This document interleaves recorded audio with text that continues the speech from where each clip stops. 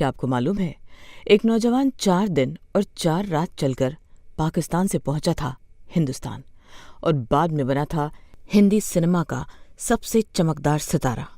ओ लाली फूल की मेहंदी लगा इन गो।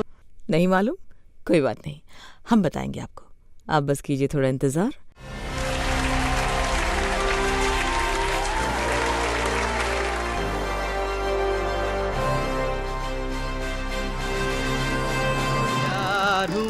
इकरार हुआ है। आपके पाँव देखे, इन्हें जमीन पर मत उतारिएगा, मैले हो जाएंगे। छजी में हारी चलो मान जाओ ना। डॉन का इंतजार तो 11 मुल्कों की पुलिस कर रही है, लेकिन सोनिया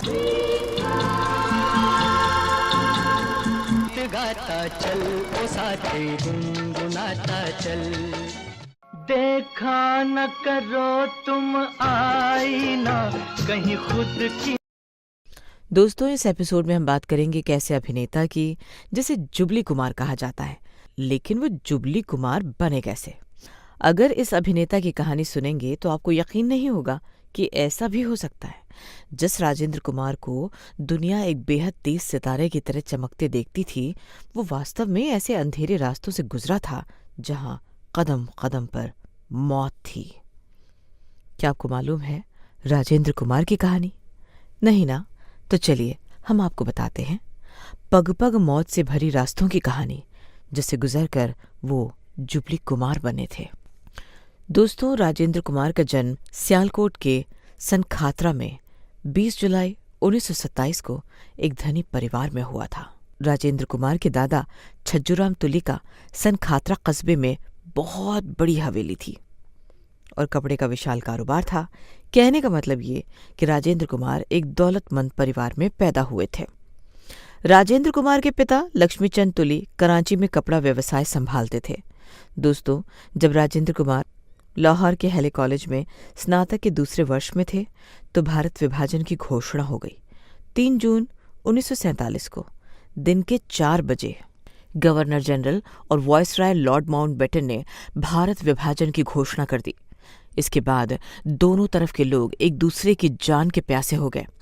फिर 15 अगस्त 1947 के ठीक 11 दिन बाद 26 अगस्त 1947 को राजेंद्र कुमार को अपने माता पिता और 3 छोटे भाइयों और 2 बहनों के साथ सियालकोट छोड़ना पड़ा।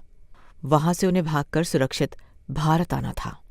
तब राजेंद्र कुमार के दादा छज्जूराम तुली कराची में थे और वे अपना घर छोड़ना नहीं चाहते थे। भारत की सीमा पर जो पहला शहर था वो था डेरा बाबा नानक। ये जगह सियालकोट से 75 किलोमीटर दूर थी। राजेंद्र कुमार और उनके परिवार के अलावा हजारों की भीड़ ने डेरा बाबा नानक की तरफ कूच कर दिया। रास्ता पहाड़ों, नदियों और खतरनाक दलदल से होकर गुजरता था।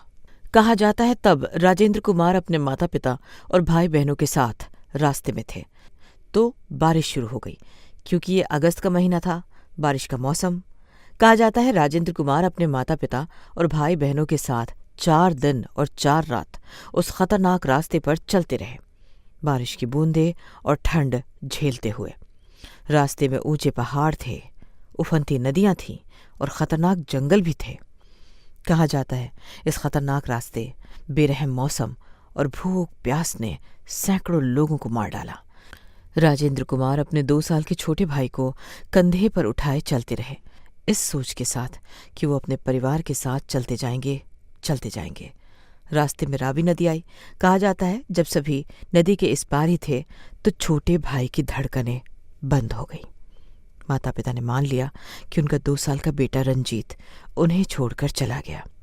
रोते बिलखते माता पिता आखिर अपने 2 साल के लाल को, उस निश्चल बच्चे को तट के किनारे छोड़ आगे बढ़ गए। उन्होंने कहा नदी उसे भगवान के घर पहुंचा देगी। कहा जाता है कि जब राजेंद्र कुमार अभी रावी नदी के बीच में ही थे तो उन्हें लगा कि वो अपने भाई को वहां छोड़ आगे नहीं जा सकते। राजेंद्र कुमार दौड़ते हुए दोबारा वापस उसी जगह पहुंचे जहां उन्होंने अपने भाई को छोड़ा था। भाई अब भी वहीं था। राजेंद्र कुमार ने उसे उठाया और उसे सीने से लगा वापस रावी नदी को चीर भारत की तरफ आगे बढ़ने लगे। सफर खत्म होने वाला था सामने भारत था। उस वक्त सबकी खुशी का ठिकाना नहीं रहा जब राजेंद्र कुमार के सीने से लगे उनके छोटे भाई रंजीत ने हरकत की। उनका छोटा भाई जिंदा था। बाकी सबकी भूख और प्यास से बुरी हालत थी। बस किसी तरह उन सभी की सांसें चल रही थी।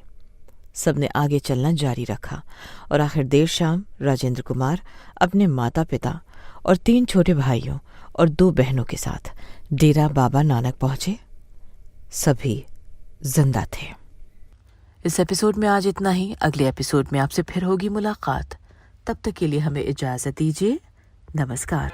हुस्न वाले तेरा जवाब नहीं।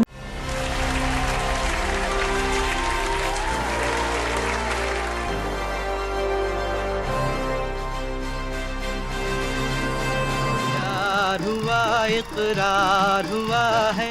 आपके पाँव देखे इन्हें जमीन पर मत उतारिएगा, मैले हो जाएंगे। छजी में हारी चलो मान जाओ ना। डॉन का इंतजार तो 11 मुल्कों की पुलिस कर रही है, लेकिन सोनिया गाता चल ओ साथी गुनगुनाता चल।